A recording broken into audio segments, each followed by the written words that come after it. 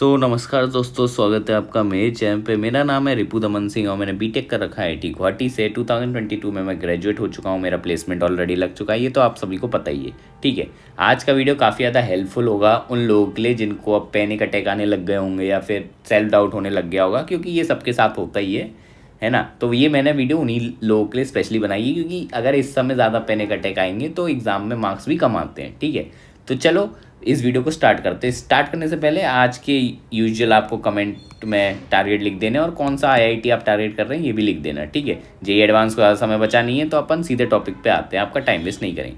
ये video 2 part में divided है, पार्ट 1 पार्ट 2। पार्ट 1 थोड़ा आपको मोटिवेशन देगा, तो इसलिए ज़रूर से देखिएगा। पार्ट 2 में क्वेश्चन सॉल्विंग से रिलेटेड मैंने कुछ चीज़ें बताई हैं। आप वीडियो को 1.5x पे देखिए, आपका टाइम वेस्ट भी नहीं होगा, एकदम परफेक्ट स्पीड पे रहेगी। क्योंकि मैं थोड़ा स्लो बोलता हूँ, तो अगर आप 1.5x पे देखोगे तो एकदम परफेक्ट स्पीड पे आप देख पाएंगे। ठीक है, तो चलिए शुरू करते हैं। अभी मैं आपको एक बात बताता हूँ, जो स्टूडेंट्स हैं कॉमन ये प्रॉब्लम फियर मतलब फेस करते हैं, जैसे कि फियर, एंग्जाइटी। ठीक है, नेगेटिविटी आने लगती है कि भैया होगा, नहीं हुआ तो क्या करूँगा, कॉलेज नहीं मिला तो क्या कहेंगे, लोग क्या कहेंगे, ये सब होता है कि नहीं। ठीक है, आपको ये भी हो सकता है आपके नेबर में किसी के बेटे का हो गया हो IIT में, अब वो नेबर अपने बेटे की डिग्री चमकाते रहते हैं और आप कहते हो अरे यार इसको तो मैं कभी ना कभी को इस बंदे को दिखाऊंगा कि देखो भैया मेरे पास भी IIT की डिग्री है ना। मन करता होगा ना, है ना। और गलती से अगर आप फेल हो गए तो वो शर्मा अंकल तो बड़े खुश होंगे कि भाई ये देखो आपके बेटे ने क्या करा है। ठीक है, तो ये सब नेगेटिविटी आने लगती है। इसके साथ पता क्या जनरेट होता है, एक सेल्फ डाउट जनरेट होता है। चाहे आपकी कुछ भी परसेंटाइल आई हो, 93 से ऊपर, ऑब्वियसली ये तो ऑब्वियस है क्योंकि कट ऑफ इतना था। ठीक है भाई, सेल्फ डाउट आने लग जाएगा। इवन 99 परसेंटाइल वाले को, बंदे को भी सेल्फ डाउट आने लग जाता है खुद पे कि भाई मैं एडवांस की मैंने तैयारी करी ही नहीं है, ये तो मैंने मेंस की लेवल की ही करी थी, अब मेरा होगा भी कि नहीं। इसी के चक्कर में नींदें उड़ जाती हैं लोगों की। जब नींद उड़ जाती है तो क्या होता है भैया, परफॉर्मेंस डाउन हो जाती है। ठीक है, तो अब आपको मेरे को कमेंट में ये बताना है कि आप कौन कौन सी प्रॉब्लम फेस कर रहे थे। अकेलेपन की, जो कि लोग फेस करते हैं, anxiety, fear, what if, negativity, self doubt और स्लीप। ठीक है, मैं तो सारी फील कर रहा था क्योंकि मेरा तो ड्रॉप ईयर था, तो भैया अंधा लेवल पे एंग्जाइटी फियर बढ़ चुका था हमारा तो। ठीक है, और मैंने मेंस में भी थोड़ा बहुत OMR फिलिंग वगैरह सिली मिस्टेक बहुत कर दी थी, तो टेंशन बढ़ गई थी। क्योंकि जब रैंक ड्रॉप हो जाती है तो फिर आपको लगता है अरे यार यहाँ बेटर कर सकता था, नहीं तो गारंटीड हो जाता ना किसी और बेटर NIT में CSE, तो बेटर लगता। ठीक है, ऐसा नहीं था कि CSE नहीं मिलता, बहुत जगह मिल जाता, बट फिर भी टॉप मोस्ट में तो नहीं मिलता जितनी मेरी परसेंटाइल आई थी उस वक्त। परसेंटाइल क्या, रैंक आई थी। ठीक है, अब बात आती है, एक चीज़ मैं आपको कैलकुलेशन करके बता रहा हूँ, बहुत ही खतरनाक है कैलकुलेशन मैंने करी है। मैं बता रहा हूँ, ये थोड़ा आपको मोटिवेट करेगी। 2.5 लाख स्टूडेंट हैं अपन को पता है। ठीक है, आपको पता है 17,000 सीट्स हैं IITs में। ठीक है, 8,000 हैं IIITs में और 8,000 GFTIs में भी हैं, 24,000 आपकी NITs में। ये सारी ब्रांचेस को मैं इंक्लूड करके बोल रहा हूँ, क्योंकि अपन का ब्रांच प्रेफरेंस अभी ऐसा नहीं है कि बिल्कुल ही CS को फोकस कर रहे हैं। ठीक है, ऑब्वियसली वो थोड़ी कम होंगी इनसे। ठीक है, मैं बस ओवरऑल डेटा ले रहा हूँ। ठीक है, अगर आप इनको सम अप करते हैं तो लगभग 57,000 सीट्स अपनी बन जाती है 2.5 लाख स्टूडेंट्स में से। सही सुना आपने। और इसमें अपन ने बिट्स VIT को नहीं इंक्लूड करा है, ये याद रखिएगा। ठीक है, तो अगर आप हिसाब लगाओगे तो हर 25% पे आपका सिलेक्शन रेट हो जाएगा, मतलब सिलेक्शन रेट 25% हो जाएगा। सीधी बात तो ये है, 2.5 लाख में से लगभग 60,000 हो जा रहे हैं सेलेक्ट, लगभग, है कि नहीं। यानी हर एक बच्चा, मतलब 4 में से एक बच्चा को बहुत ही तगड़ा कॉलेज मिलेगा, तगड़ा।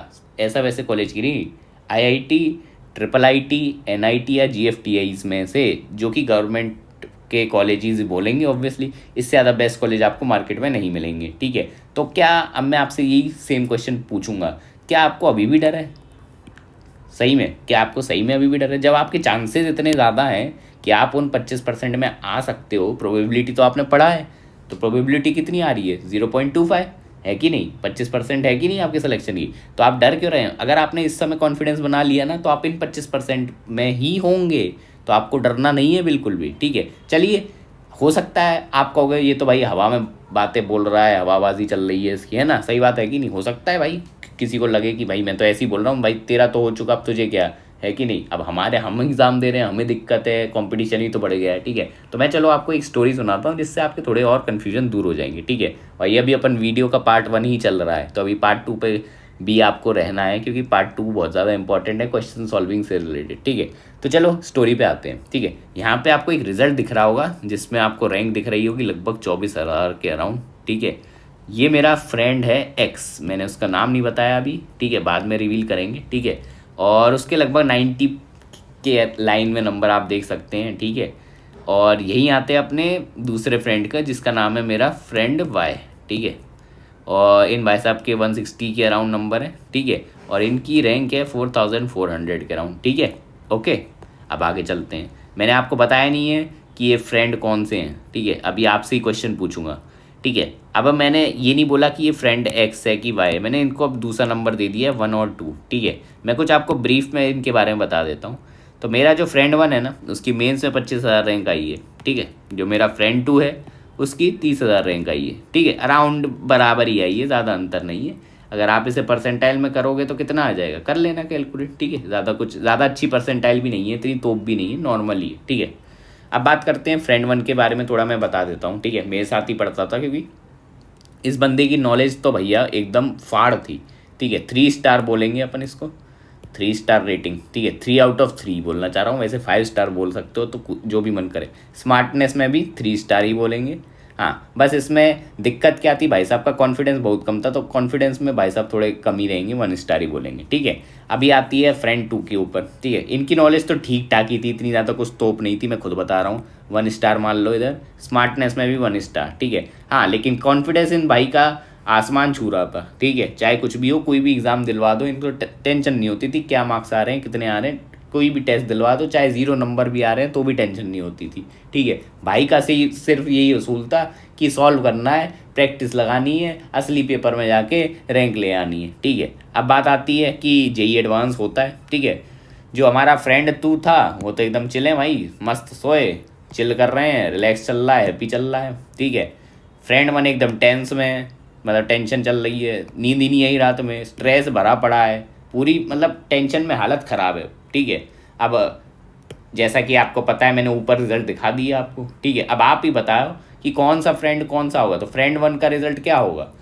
तो ये कौन सा रिजल्ट है, ऑब्वियसली ये मेरा फ्रेंड 1 ही है, जिसकी 24,000 रैंक की आई, मतलब कुछ इंप्रूवमेंट हुआ ही नहीं।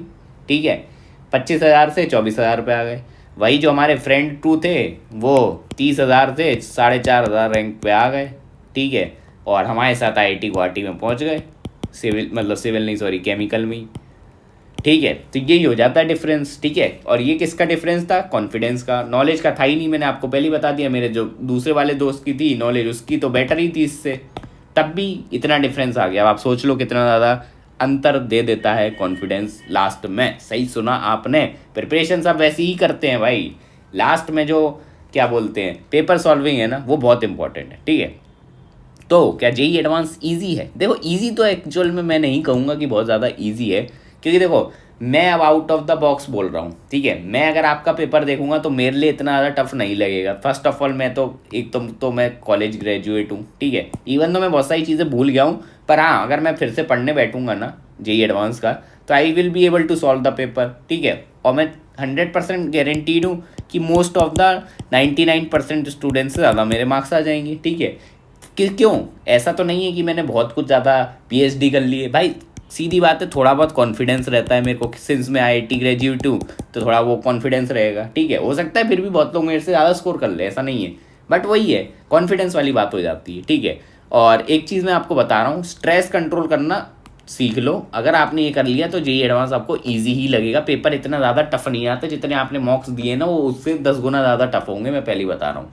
ठीक है, सीधी बात। अब मैं ज़रा आपको एक लाइव एग्जांपल दिखा रहा हूँ, बहुत इंपॉर्टेंट है। ठीक है, थोड़ा आपको बताऊंगा कि देखो पेपर इजी ही होता है, बस अपन थोड़ा खुद को ही सेल्फ डाउट करने लगते हैं और थोड़ा स्ट्रेस ले लेते हैं ना, तो ये हो जाता है। तो चलिए अब अपन बढ़ते हैं वीडियो के पार्ट 2 की तरफ। ठीक है, जो कि ऑब्वियसली क्वेश्चन सॉल्विंग के लिए, सिंस मैंने 2018 का ही पेपर दिया है तो अपन इसी को उठाएंगे सबसे पहले। ठीक है, सिंस मैंने अपनी प्रीवियस वीडियोस में पेपर 1 तो ऑलरेडी दिखाया था, तो चलो आज पेपर 2 उठा लेते हैं। ठीक है, अब ये पेपर था 2 से 5 हुआ था, मुझे एग्जैक्ट चीज़ें याद है। मई, कौन सी डेट थी, मई थी, यस मई थी, या मई ही थी, हाँ मई 20 और 2 से 5 हुआ था ये एग्ज़ाम। सेंटर में भयावह गर्मी थी, मतलब आदमी हिल गया था, इतनी गर्मी थी।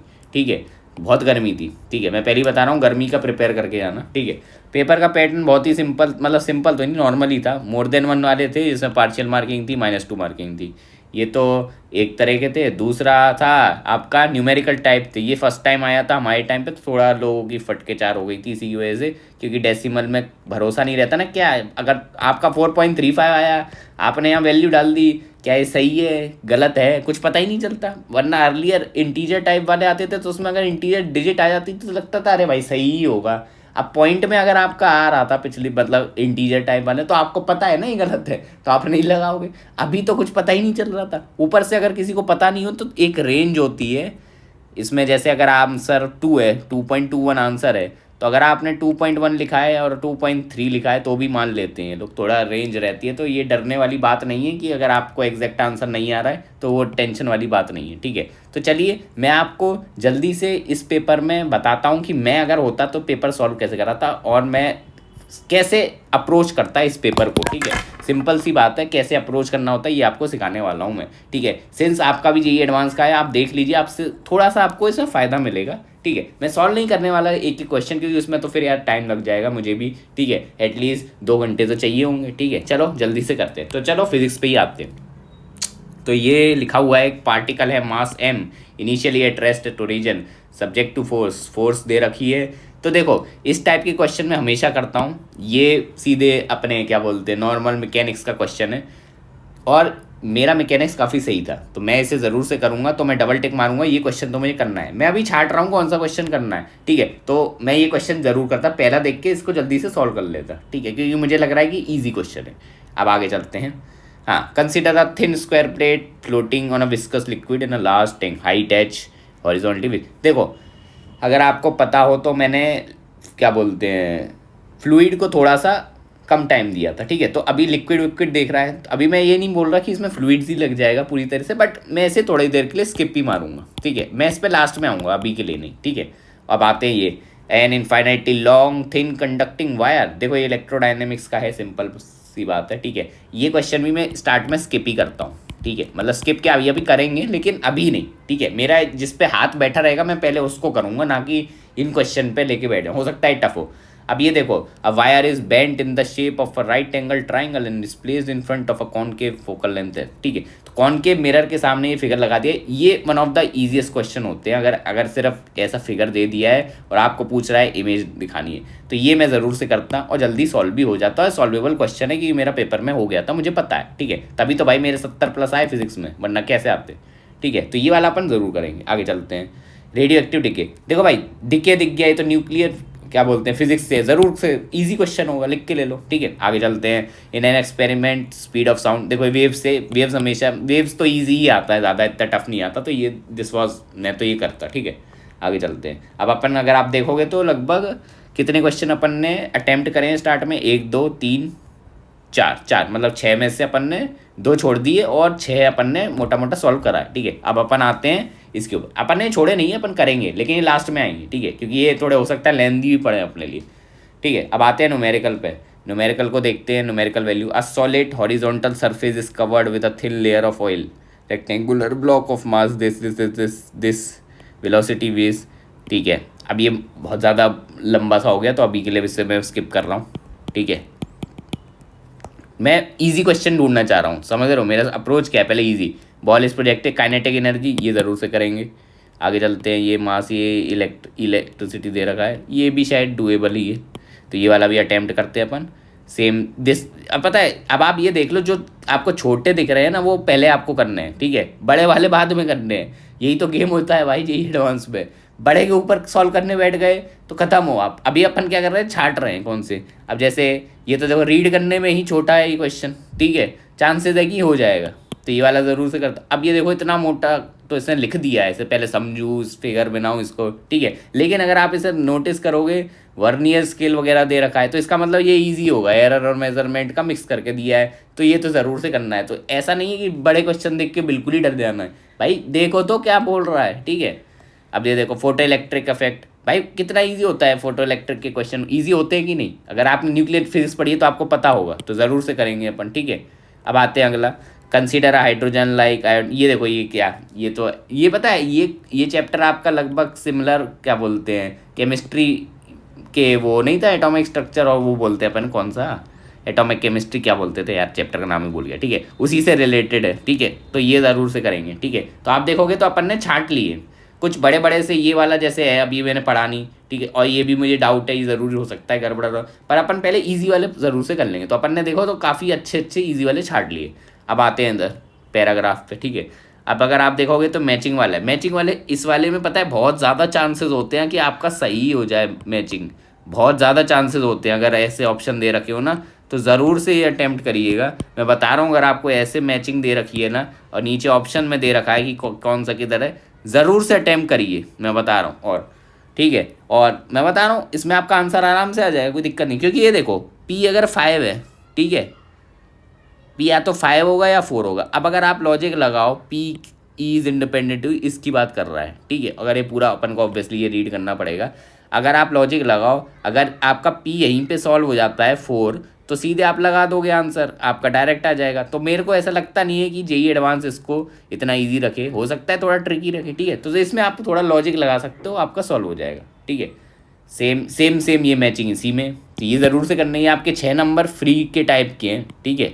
अगर आपसे सॉल्व हो गया तो 6 नंबर फ्री के हैं, ठीक है। आगे चलते हैं, ये इजी क्वेश्चन था, ये मुझे याद है, ये मतलब इसमें तो मैं कुछ ज़्यादा बोलूँगा, ये इजी क्वेश्चन था।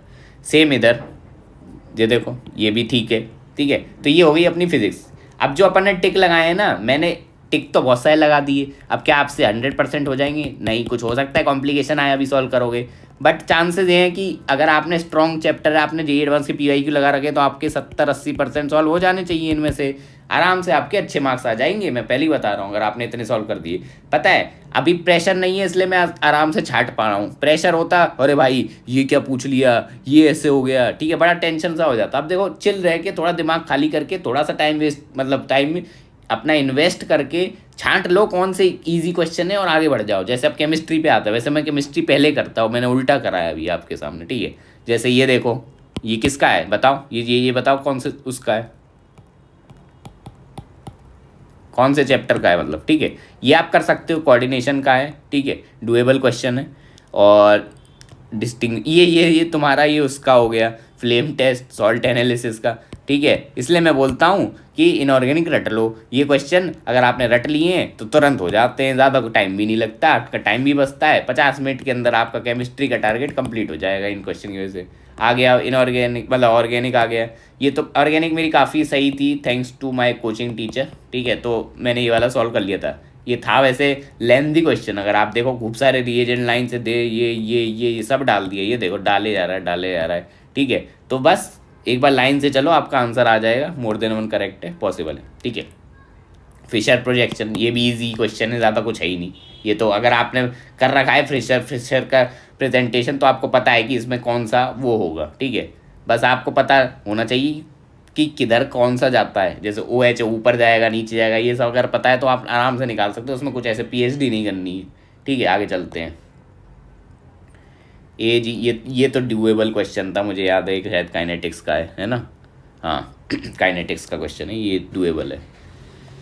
हाँ, फॉर अ रिएक्शन, ये प्लॉट दे रखा है, ये भी काइनेटिक्स का लग रहा है, नहीं ये थर्मोडाइनमिक्स का है, ये थर्मोडाइनमिक्स से आ गया। तो थर्मोडाइनमिक्स और तो ज़रूर से करके आना, इसमें आपको फिजिक्स में प्लस केमिस्ट्री में दोनों में फ़ायदा हो जाएगा, थर्मो के क्वेश्चन दोनों में आते हैं, ठीक है। आगे चलते हैं। Total number of compound having 1 bridge oxo group, देखो अगर ये रटा हुआ है तो बिल्कुल ही फ्री के 3 नंबर हैं, वरना बिल्कुल ही 0 है, ठीक है। तुक्का मारने से ज़्यादा कुछ होगा नहीं है, लेकिन तुक्का मारने में मतलब चांसेस है इसमें, क्योंकि इसमें डेसिमल में नहीं आएगा ना, इसमें तुक्का मार सकते हो आप, अगर 1-2 से लग जाए तो ठीक है, ट्राई कर लेना, ठीक है। अब आती है गैलिना, ये देखो गैलिना एक और है, partially oxidize after the passage of air the weight of, ये भी डूएबल क्वेश्चन है, ईजी क्वेश्चन है ये वाला, मुझे याद है मैंने कर लिया था। अब बात आती है क्वांटिटी ऑफ MnCl डिजॉल्व, ये पता नहीं, मुझे तो ऐसा लग रहा है कि केमिस्ट्री ईजी ही आती है भाई, पता नहीं क्यों, ठीक है। ऑर्गेनिक फिर भी हमारे टाइम टफ आई थी, मतलब मैं ये जो लिखे हैं ना अच्छी खासी आई थी भाई ऑर्गेनिक, जैसे कि आप देख सकते हो अच्छे खासे थे organic. Total number of optically active stereo isomer पूछ रहा है, ठीक है। इसमें कभी क्या गलत हो जाता है, ठीक है। आगे चलते हैं।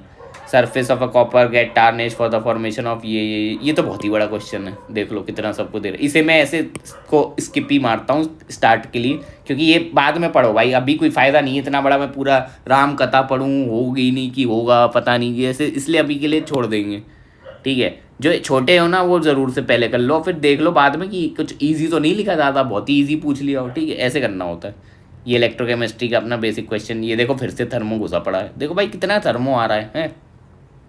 इसमें पार्ट 2 में मतलब सेक्शन 3 में इन्होंने वो बहुत इजी दे दिए, ये वाले क्या बोलते हैं मैचिंग बहुत सही दिया है। मैचिंग आप डायरेक्ट निकाल सकते हो कि इसमें कौन सा ऑर्बिटल है। ये देखो ये अपना बॉन्डिंग का क्वेश्चन डायरेक्ट आ गया है। ये आपका फिर से ऑर्गेनिक हमारे टाइम पे ठीक आई थी काफ़ी, ठीक है। तो ये हो गया आपका, तो ये मोटा मोटा पन्ने ये देख लिया। अब आते हैं मैथ पे भाई मुझे बहुत डर लगता था भाई, कुछ भी कह लो मैथ डरावना होता है। अब आप ये देख लो, जैसे मुझे सिग्मा दिखता है मैं पहले तो साइड हो जाता हूँ, अभी सिग्मा वाला करना ही नहीं है, सिग्मा नहीं करना, स्टार्ट में मैं सिग्मा नहीं करता, ठीक है।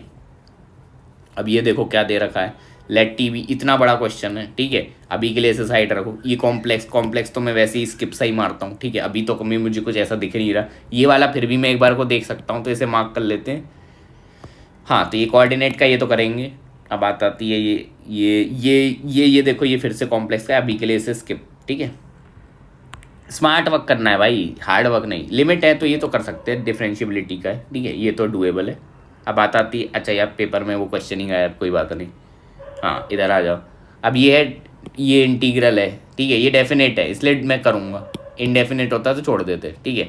मैट्रिक्स ये तो करना ही है, ठीक है। अब ये element X and Y if alpha is the ये on to the beta function, ठीक है, पता नहीं ये भी कर सकते हैं। डिफरेंशियल इक्वेशन करेंगे, फंक्शन का तो है, करेंगे, ट्राई करेंगे।